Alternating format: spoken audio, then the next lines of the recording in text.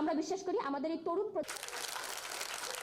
2023 সালে Bhutan LDC graduate হয়েছে। গত এক বছরে 113টি শিল্প কারখানা বন্ধ হয়ে গেছে।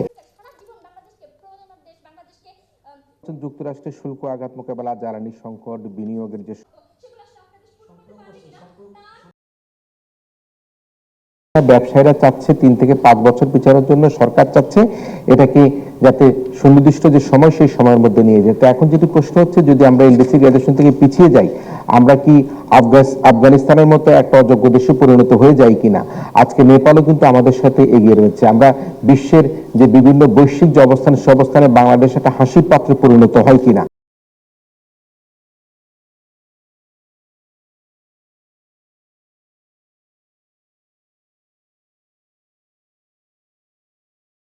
যারা নাকি বড় আছেন তারা কিন্তু প্রস্তুতি নিচ্ছেন।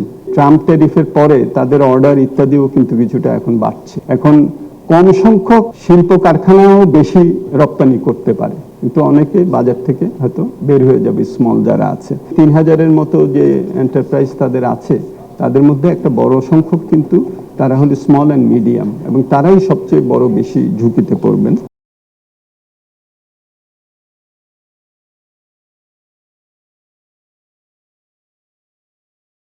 খেয়াল রাখতে হবে, এলডিসি গ্রাজুয়েশনকে সামনে রেখে ব্যবসায়ী সংগঠন বলি, ব্যক্তি বলি, টেলিভিশন টকশোতে বলি, আমরা কোনো অসত্য বিভ্রান্তিকর কোনো তথ্য যদি দেই, তাহলে সেই তথ্য কিন্তু আমাদের দেশের জন্য একটা বড় ধরনের ক্ষতিকারক অবস্থা তৈরি করতে পারে। আমি অনুরোধ করব, ব্যবসায়ীরা সরকারকে কোনোভাবে এলডিসি গ্রাজুয়েশনে কোনো চাপ তৈরি না করে, কোনো সুবিধা আদায়ের জন্য জিম্মি না করে, তারা সকলে বসে একটা পন্থা অবলম্বন করবে কিভাবে আমরা এই চ্যালেঞ্জ মোকাবেলাগুলো করে আমরা এগিয়ে যেতে পারি। আমাদের যে স্মুথ ট্রানজিশন স্ট্র্যাটেজি যেটা আছে, এটা আমরা যাতে বাস্তবায়ন করতে পারি সেই দিকে আমাদের মূল নজরটা থাকা উচিত। 24শে নভেম্বর 2026-এর আগে আমরা অবশ্যই আমাদের একটা সুপারিশ আমরা করতে পারি জাতিসংঘের সাধারণ পরিষদের কাছে, যে আমাদের দেশে বড় পরিবর্তন, রাজনৈতিক পরিবর্তন, আমাদের বড় ধরনের ট্রানজিশন, আমাদের তথ্য উপাত্তের ঘাটতি, এলডিসি গ্রাজুয়েশনকে যে মসৃণ এবং টেকসই করতে গেলে যে আমাদের সমস্যা হবে, এই জায়গাটা আমাদের একটা বড় কিন্তু একটা